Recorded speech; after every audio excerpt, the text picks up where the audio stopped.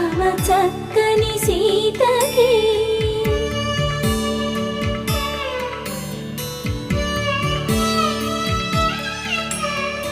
ఎర్ర జాబిలి చేయి రాముడేడని అడుగుతుంటే